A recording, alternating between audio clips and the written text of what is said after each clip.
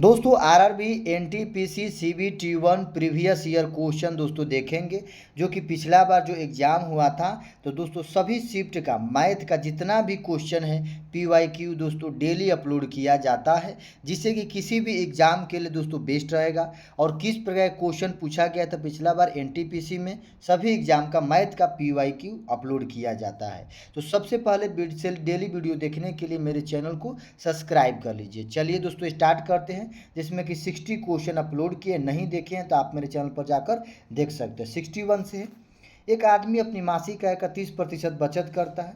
उसकी मासिक आय में एक 10% की वृद्धि हुई, पिछली बचत से 20% अधिक बचत करता है, तो उसके व्यय में हुई प्रतिशत वृद्धि ज्ञात कीजिए। तो देखिए दोस्तों ये किस प्रकार बनाया गया कि मासिक आय टोटल कितना है दोस्तों, मासिक आय उसका 100 है, 30% की बचत करता है, तो कितना बच गया दोस्तों 70। 100 रुपया मासिक आय, 30 रुपया बचाता है, तो 70 रुपया खर्चा हुआ। लेकिन उसकी नई मासिक आय में 10% की वृद्धि यानी 110 हो गया। कितना हो गया दोस्तों मासिक आय उसका 110 हो गया।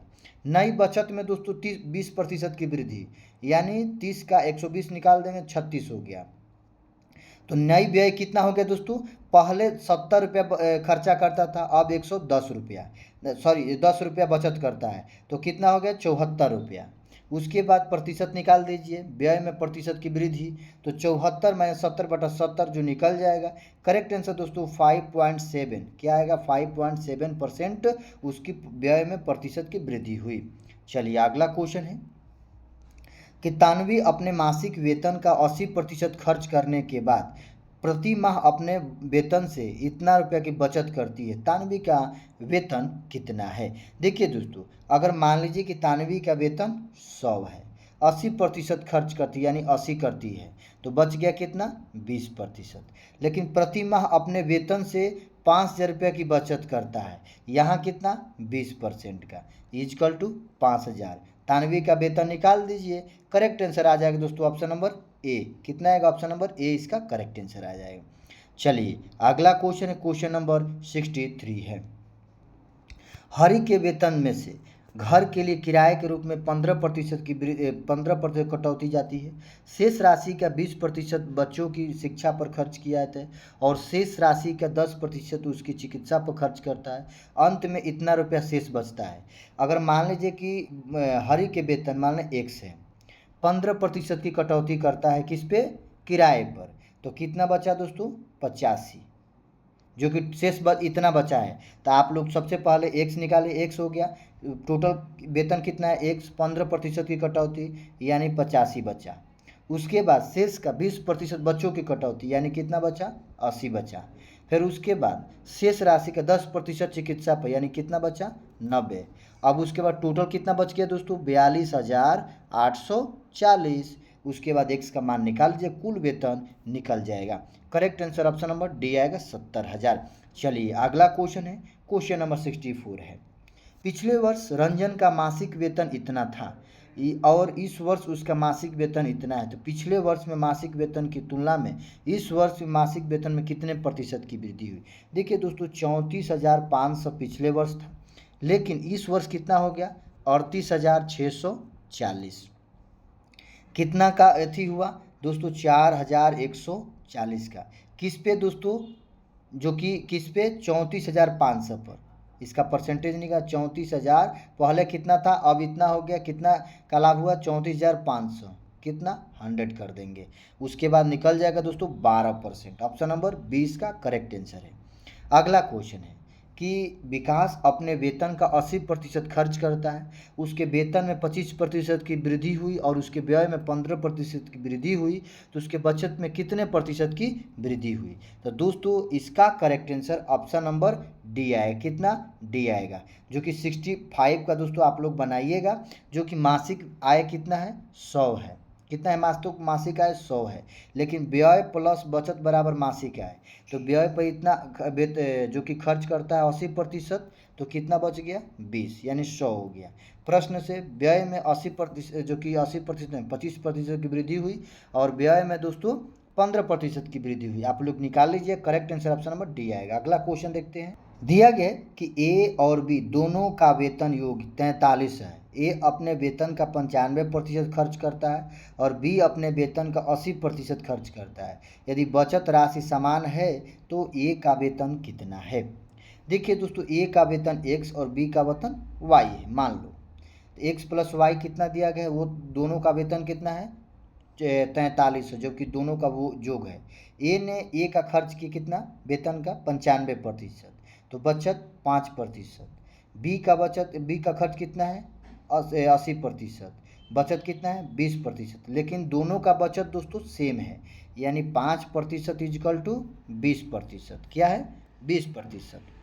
तो उसके बाद निकाल लीजिए 5x/100 इजकल टू by/100 निकालिए। करेक्ट आंसर दोस्तों आ जाएगा ऑप्शन नंबर ए 3440। आप लोग देख लीजिए किस प्रकार बनाएगा। ऑप्शन नंबर सी इसका करेक्ट आंसर है।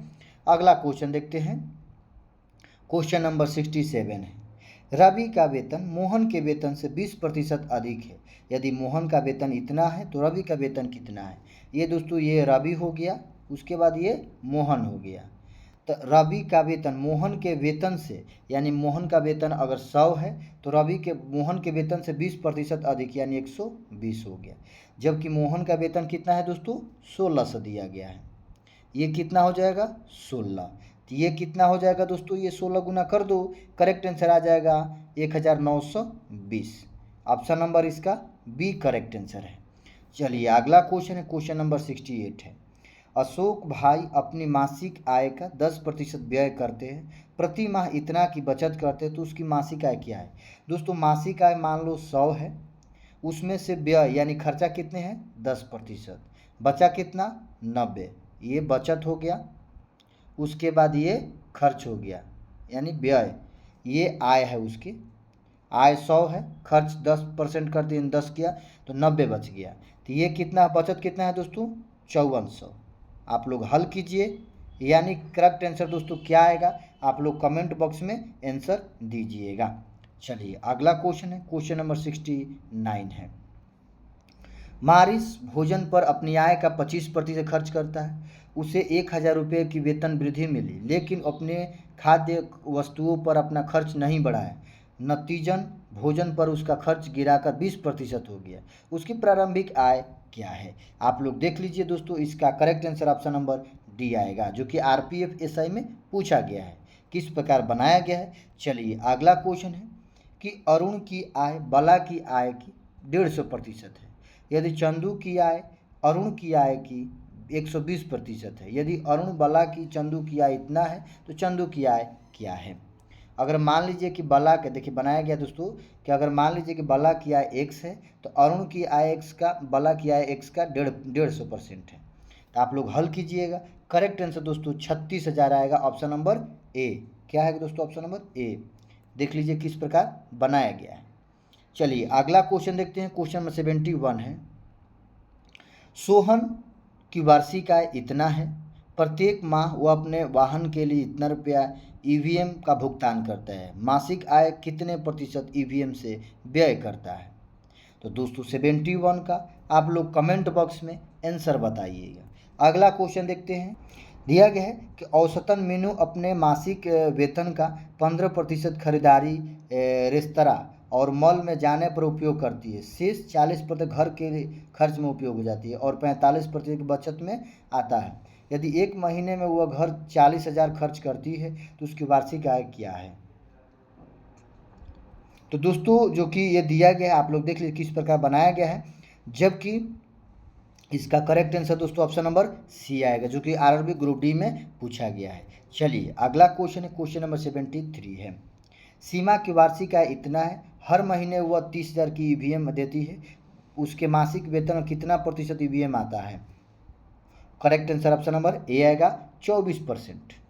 आप लोग देख लीजिए। चलिए अगला क्वेश्चन है, क्वेश्चन नंबर 74 है। सुनैना किसी निजी कंपनी में कार्य करती है और उसकी वार्षिक आय 3 लाख है।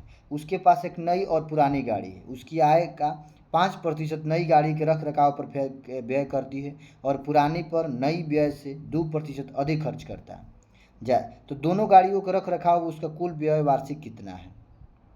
Correct answer option number B आएगा 36,000। चलिए अगला क्वेश्चन है, आप लोग देख लीजिए किस प्रकार बनाया गया। अगला क्वेश्चन है, प्रत्येक माह कृतिका अपनी आय का 30% घर के किराए पर और शेष का 60% घरेलू व्यय पर, और यदि प्रत्येक माह इतना बचत करती है तो उसकी कुल मासिक आय क्या है। देख लीजिए दोस्तों किस प्रकार बनाया गया। इसका correct answer option number C आएगा, 22,500 जो कि ग्रुप डी में पूछा गया है। तो दोस्तों ये 15 क्वेश्चन कंप्लीट होता है जो कि प्रीवियस ईयर क्वेश्चन है। अगर वीडियो अच्छा लगे तो लाइक सब्सक्राइब शेयर जरूर करें, क्योंकि दोस्तों डेली एनटीपीसी के लिए daily PYQ previous year question daily upload किया जाता है। नए हैं तो चैनल को सब्सक्राइब कर लीजिए। जय हिंद, वंदे मातरम।